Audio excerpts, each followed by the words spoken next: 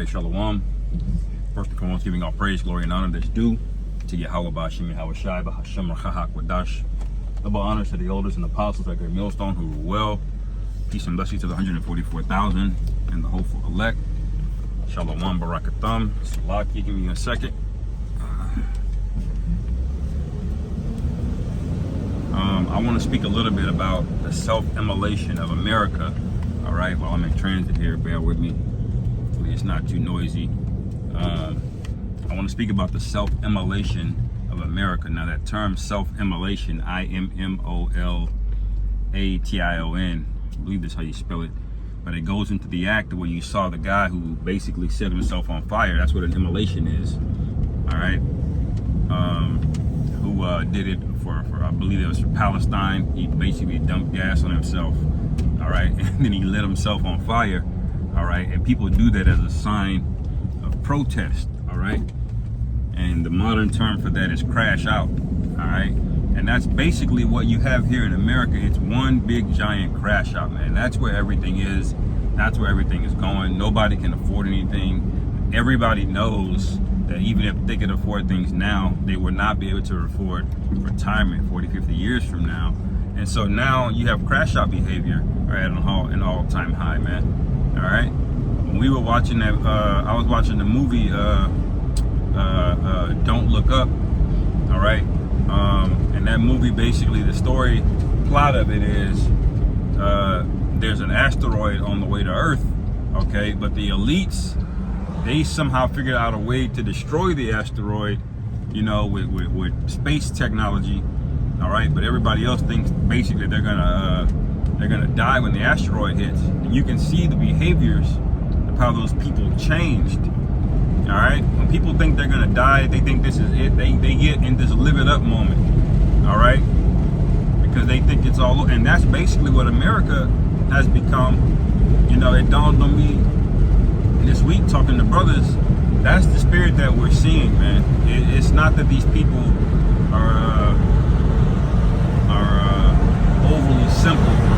I think they perceive things through the spirit. They see the writing on the wall that they're not long for this world. That your comforts here are very temporary. All right, so people are taking out more loans. People are going into more debt. They're charging their credit cards up. They're buying things they can't afford. All right. Niggas are more likely to off their baby mama now, all right, because they already know, you know, there really ain't no end in sight here, man, all right.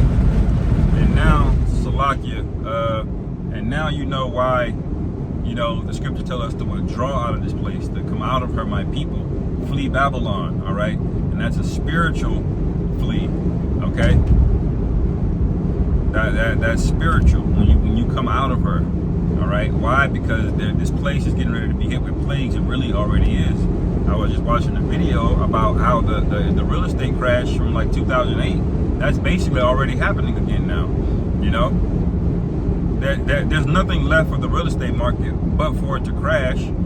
Say Esau comes in with one of these big companies like BlackRock or Vanguard and offers you a deal, but you already know who's getting the better end of that deal and who's getting the shit end of that deal. All right. That's where we are. People cannot afford homes anymore. They're stuck. All right. And once that inflation has crept over into groceries, where groceries are starting to become, you know, a life decision between that and your rent, well, then you're gonna have chaos and unrest in the streets. And this is exactly what Esau Edom wants, man. He wants everybody here to crash out. All right. Crashing out is good for Esau because he thrives off of chaos, man. This is chaos magic you have going on. You sow discord and division, all right? And then you put people against each other and you profit off of it, man, all right? Esau has a term called disaster capitalism, man. He's the only one that can make billions and billions of dollars off of 100,000 people dying in an earthquake, man, all right? Nobody else has that talent, but the devil does, all right? And so that's how you have to look at this place that we're in.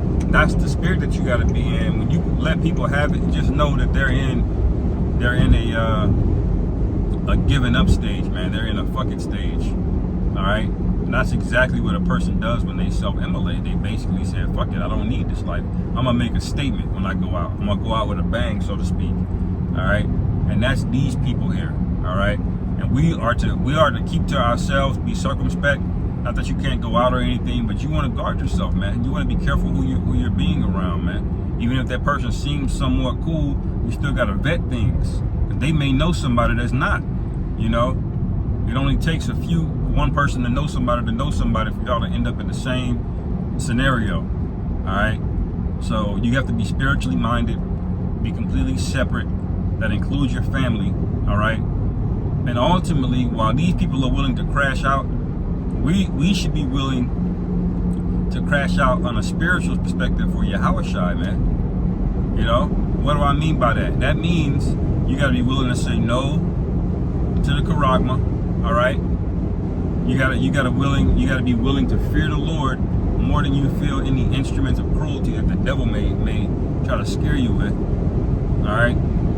In other words, you have to be willing to lose your life, like Yahawashi said. Okay.